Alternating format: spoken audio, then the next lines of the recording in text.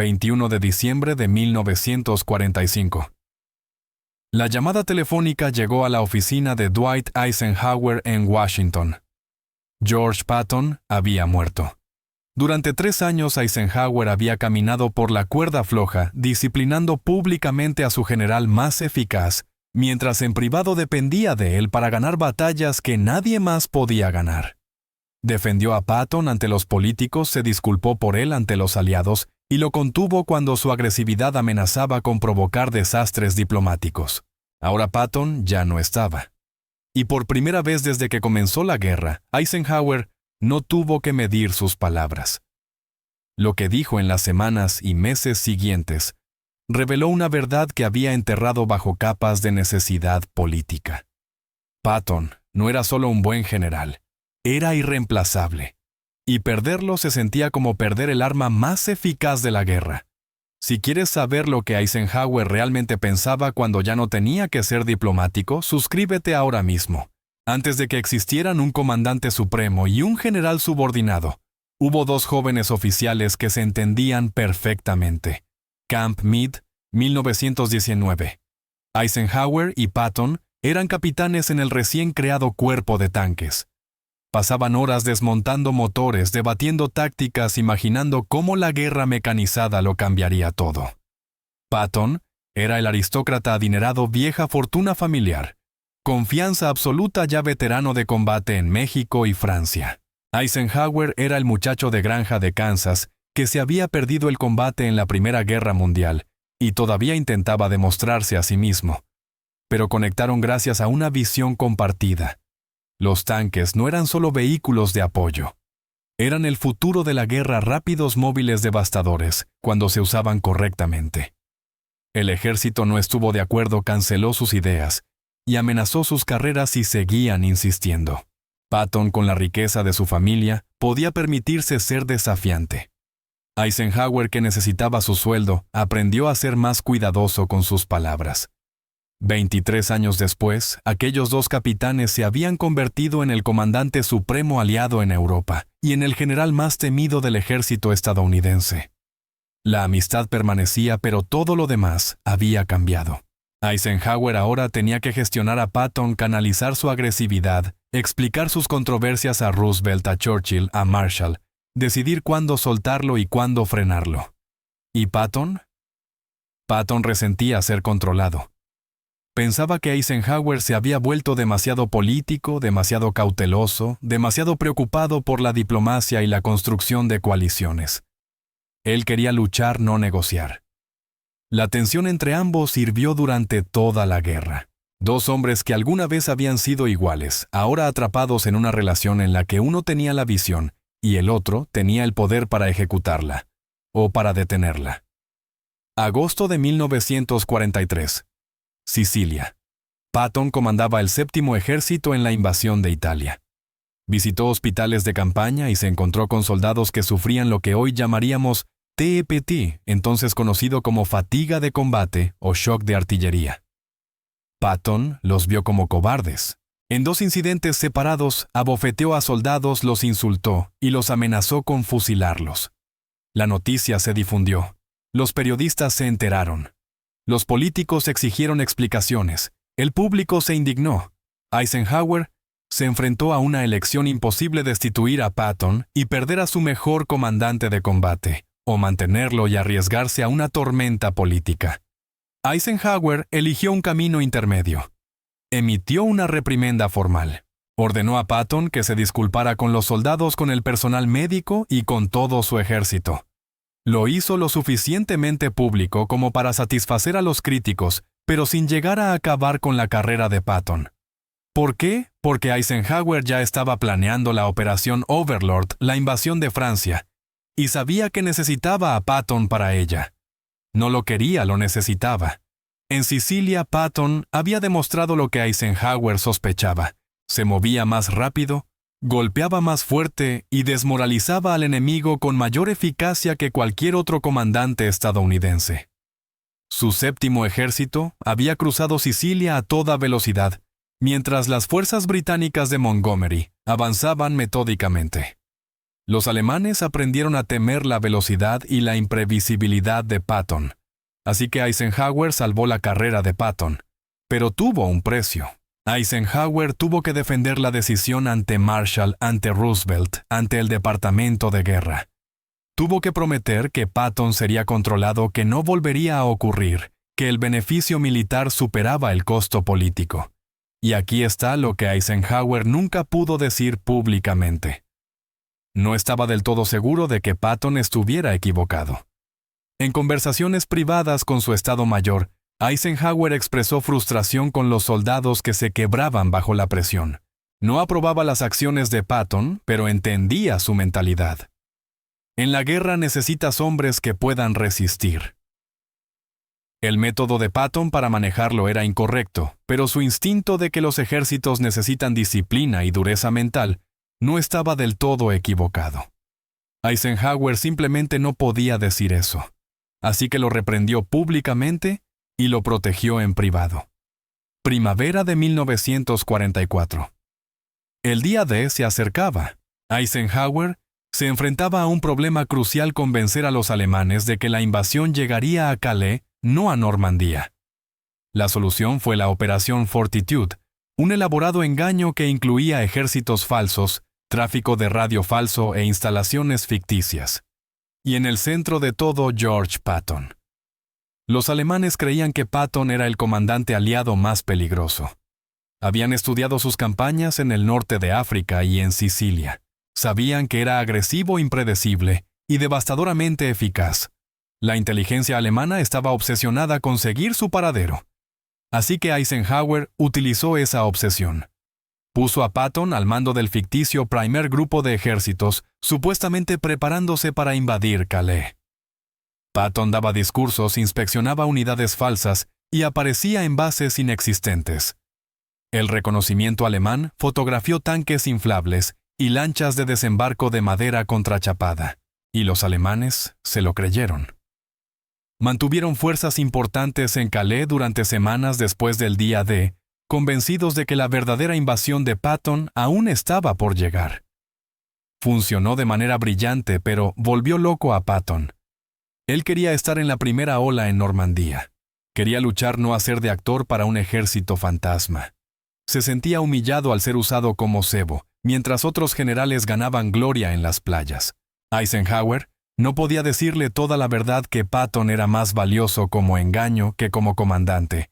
En esas semanas cruciales iniciales que su reputación estaba literalmente salvando vidas aliadas al mantener a las divisiones alemanas lejos de Normandía. Patton solo conoció el alcance completo de la Operación Fortitude después de la guerra y aún así la resentía. Pero Eisenhower sabía lo que hacía. Estaba utilizando el mayor activo de Patton, su temible reputación, para ganar batallas antes incluso de que se libraran. 1 de agosto de 1944. El tercer ejército de Patton finalmente entró en operaciones en Francia. Lo que siguió fue el avance más espectacular de la historia militar moderna. En un solo mes, el tercer ejército avanzó más lejos que cualquier fuerza comparable en la historia. Liberaron cientos de pueblos y ciudades francesas. Destruyeron o capturaron a decenas de miles de soldados alemanes. Se movieron tan rápido que los comandantes alemanes no podían establecer líneas defensivas antes de que Patton las destrozara. Eisenhower observaba con una mezcla de orgullo y ansiedad. Orgullo porque Patton estaba demostrando todo lo que habían teorizado en 1919 sobre la guerra móvil. Ansiedad porque Patton avanzaba tan rápido que superaba sus líneas de suministro y creaba problemas de coordinación con otros ejércitos aliados. Los otros comandantes no podían seguirle el ritmo. Bradley era metódico y cuidadoso. Montgomery era aún más lento, negándose a atacar hasta que cada detalle fuera perfecto. Pero Patton simplemente avanzaba. Llamaba al cuartel general de Eisenhower, exigiendo más combustible, más munición. «Denme los suministros y estaré en Berlín en 2 semanas», decía. Eisenhower tenía que explicarle que no era tan sencillo. Otros ejércitos también necesitaban suministros. Las consideraciones políticas importaban. Los soviéticos tenían acuerdos sobre zonas de ocupación. A Patton no le importaba nada de eso.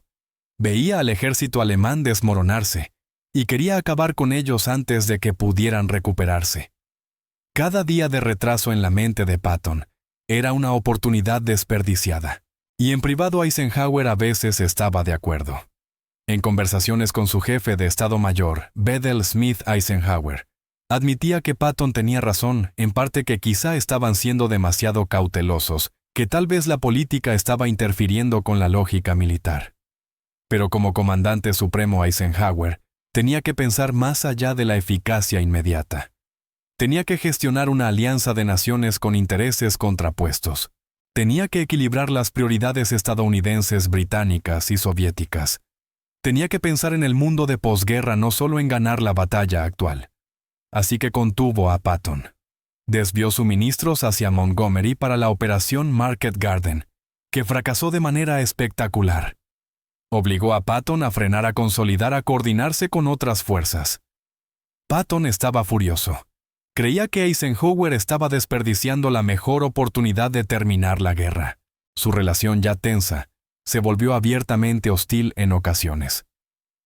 16 de diciembre de 1944. Bosque de las Ardenas. Los alemanes lanzaron un ataque sorpresa masivo, la Batalla de las Ardenas. Las fuerzas estadounidenses fueron tomadas completamente desprevenidas. Unidades enteras quedaron rodeadas. Las líneas del frente se derrumbaron. Por primera vez desde el día D, parecía que los aliados podían realmente perder terreno. Eisenhower convocó una conferencia de emergencia en Verdún. Sus principales comandantes se reunieron para decidir cómo responder. El ambiente era sombrío. Bradley parecía conmocionado. Montgomery se mostraba tan cauteloso como siempre. Otros generales hablaban de posiciones defensivas y de esperar refuerzos. Entonces Eisenhower se volvió hacia Patton.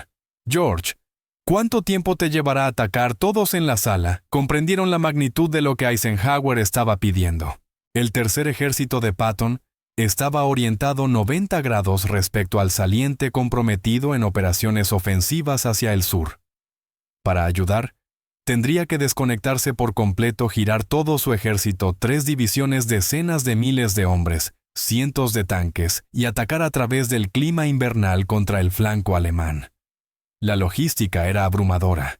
La mayoría de los comandantes necesitarían semanas. Patton sacó una pequeña libreta. Ya había simulado ese escenario durante el viaje en tren a Verdún. Miró a Eisenhower y dijo: 22 de diciembre. 3 divisiones. 72 horas. Otros generales en la sala pensaron que era imposible. Bradley parecía escéptico, pero Eisenhower conocía a Patton lo suficiente como para saber que no estaba fanfarroneando. «Hazlo», dijo Eisenhower. Patton cumplió. El 22 de diciembre, exactamente cuando lo había prometido, 3 divisiones del tercer ejército se estrellaron contra el flanco sur alemán.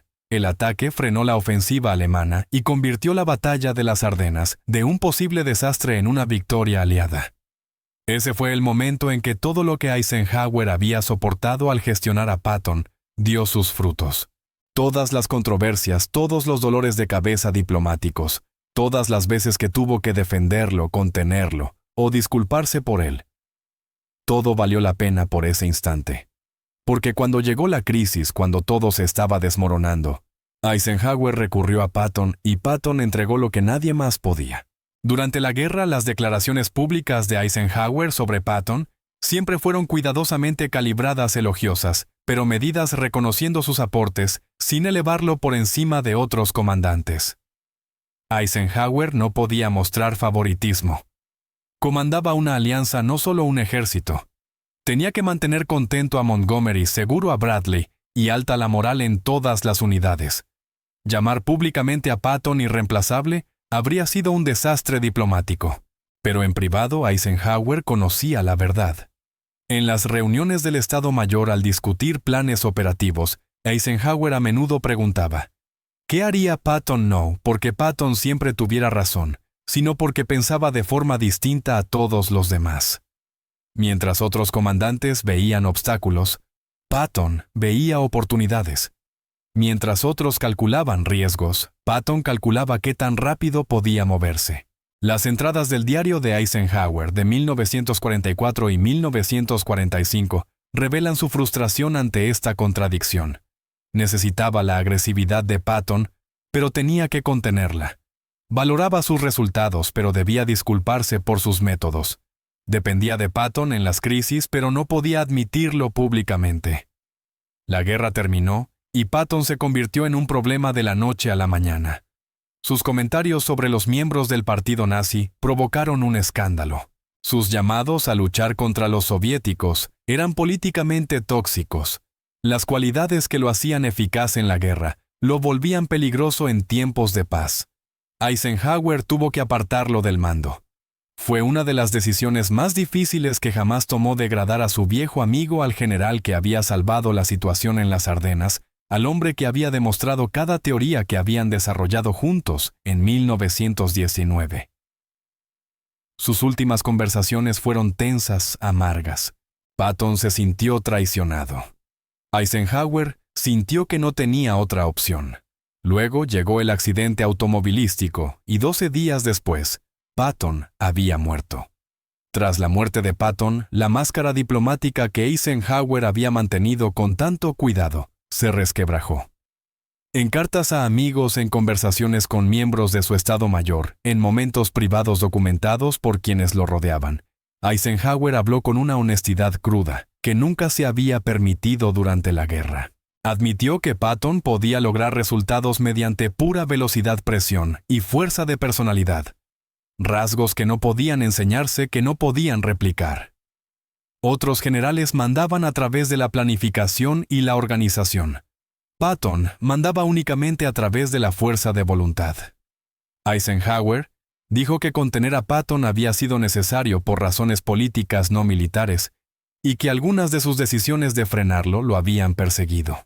Que quizás si le hubiera dado a Patton más libertad, la guerra habría terminado antes.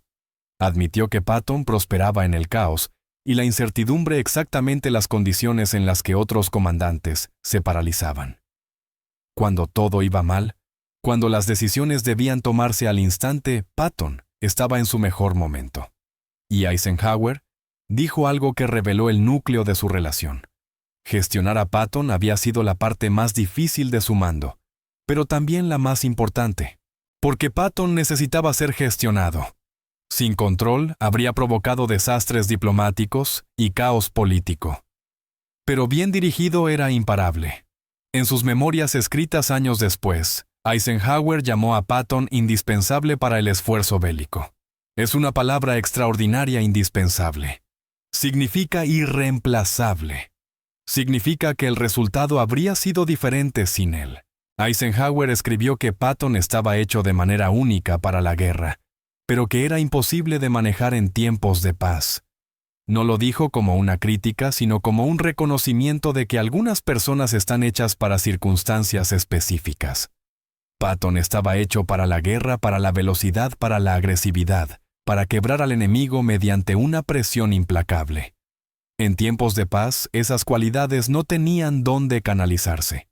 Se convertían en cargas en lugar de ventajas. Eisenhower se convirtió en presidente en 1953. Lideró a Estados Unidos durante 8 años, navegando el peligroso inicio de la Guerra Fría. Nunca volvió a combatir otra guerra, nunca volvió a comandar otro ejército, pero nunca olvidó a Patton. En entrevistas al final de su vida, Eisenhower aún hablaba de él, de su amistad en Camp Meade, de las decisiones imposibles que había enfrentado al gestionarlo durante la guerra de la Batalla de las Ardenas, y de aquel momento en que necesitó a alguien capaz de hacer lo imposible. La confesión que Eisenhower hizo después de la muerte de Patton no fue solo sobre un general. Fue sobre la carga del mando, sobre la soledad de tener que contener a las personas que necesitas, sobre la brecha entre lo que es militarmente eficaz y lo que es políticamente aceptable. Eisenhower se vio obligado a gestionar el genio, a proteger a Patton de sí mismo y de los demás, a equilibrar su valor con sus controversias. Y solo después de que Patton se fue, pudo admitir cuánto le había costado y cuánto había valido la pena. Estados Unidos perdió algo más que a un general el 21 de diciembre de 1945. Perdió a alguien capaz de hacer que lo imposible sucediera mediante pura fuerza de voluntad. Alguien que prosperaba cuando todo se estaba derrumbando. Alguien singularmente hecho para el caos de la guerra. Eisenhower lo sabía, siempre lo supo. Pero solo después de que Patton murió, pudo finalmente decirlo sin consecuencias. ¿Crees que Eisenhower debería haberle dado a Patton más libertad, o estuvo en lo correcto al contenerlo? Deja tu opinión en los comentarios. Y si quieres más verdades ocultas sobre las mayores amistades y rivalidades de la historia, suscríbete ahora. Nos vemos la próxima.